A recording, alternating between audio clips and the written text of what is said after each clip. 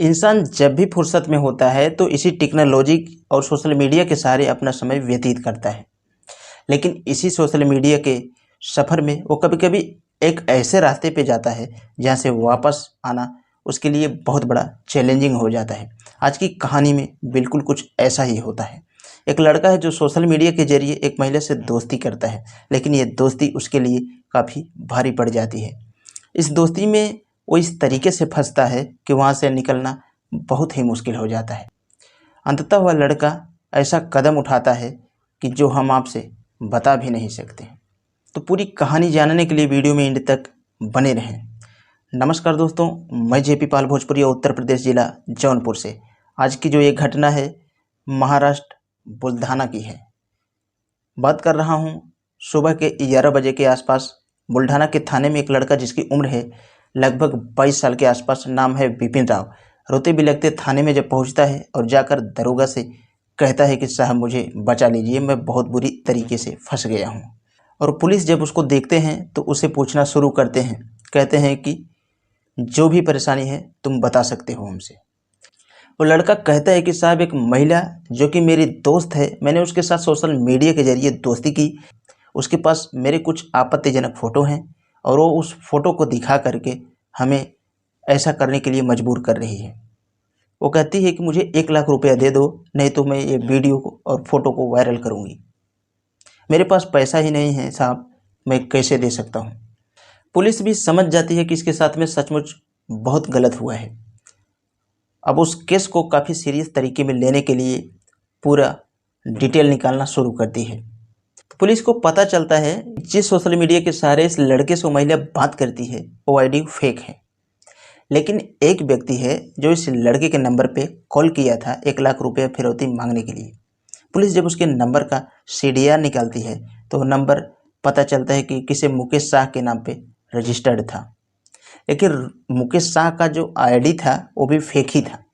लेकिन पुलिस तुरंत उस मोबाइल को सर्विलांस पे डाल देती है कि जब ये मोबाइल कभी ऑन होगा तो तुरंत हम उसको अपने रडार में लेंगे।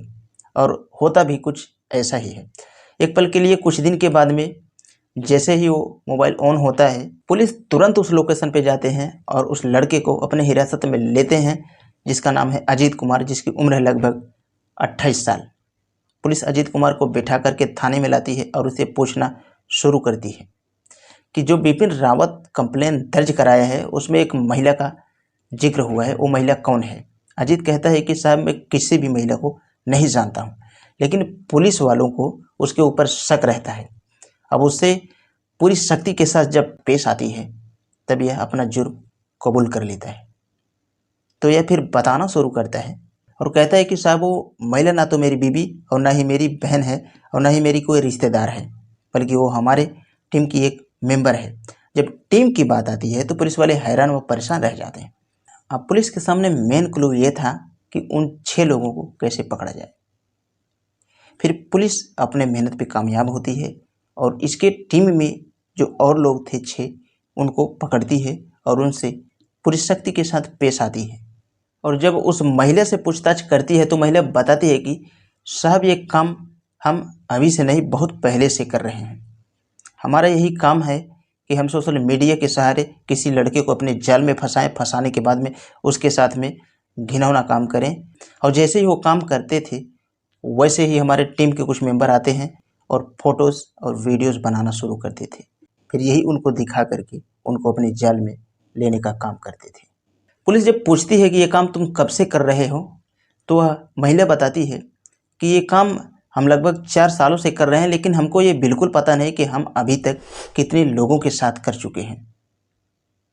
फिलहाल पुलिस उन 6 आरोपियों को अपने हिरासत में ले करके और विपिन रावत को अपने थाने में बुला करके उनको शिनाख्त कराती है।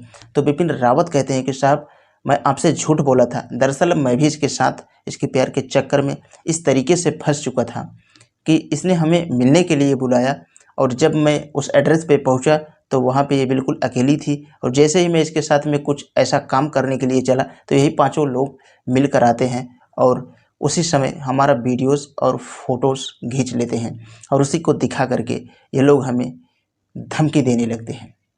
और उसी वक्त हमसे 1 लाख रुपया मांगना जब शुरू करते हैं तो हमारे पास पैसा था ही नहीं तो मैं कैसे इनको दूं। लेकिन जो भी हमारे जेब में था वो उसी समय ये लोग छीन लेते हैं और ये हमसे 1 दिन का मोहलत लेते हैं और कहते हैं कि अगर 24 घंटे के अंदर तूने मुझे 1 लाख रुपया नहीं दिया तो समझ लेना कि तुम्हारा क्या हाल करेंगे। ऐसी ऐसी धमकियाँ हमको दी जाती हैं, लेकिन हम यह बात किसी को भी नहीं बताते हैं। ये बात मैं लोगों से इसलिए नहीं बताया क्योंकि हमें मना किया गया था। वाकई में दोस्तों, जब इस केस का खुलासा होता है तो पुलिस वाले भी हैरान व परेशान रह जाते हैं। पुलिस उन तमाम आरोपियों से अभी भी पूछ रहे हैं कि इस गिरोह में और कौन कौन शामिल है और उन सब की छानबीन मैं करूं।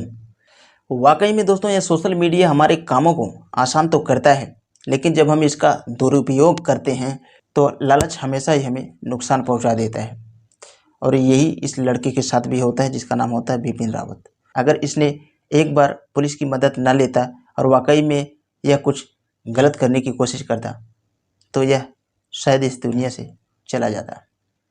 कहा गया है ना कि समय और समझ दोनों एक साथ नहीं आते हैं। जब समय रहता है तो समझ नहीं आता है और जब समझ आता है तो समय निकल जाता है। तो दोस्तों, इस कहानी के बारे में आपका क्या कहना है? आप कमेंट बॉक्स में अपनी राय जरूर दें। वीडियो के लिए मैं बस इतना कहना चाहूँगा, अगर आप हमारे चैनल का वीडियो पहली बार देख रहे हैं तो चैनल को सब्सक्राइब करके बेल का आइकन पर जरूर प्रेस करें ताकि कोई भी वीडियो लाऊं तो आप तक आसानी से पहुंच सके। तो जाते जाते कुछ साथियों का नाम लेना चाहूँगा।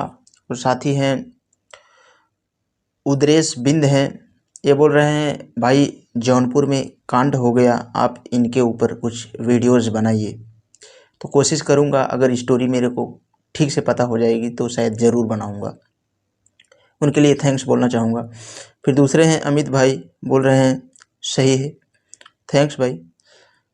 क्राइम स्टोरी वर्ल्ड है। उसके बाद में अमन कुमार हैं।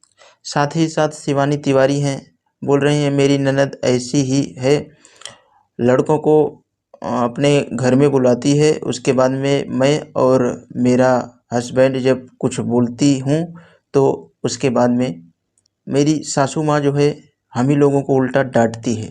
फिर उसके बाद में साथ ही साथ हैं official Mamta Raj, thank you आप लोगों को, नाइस वर्क।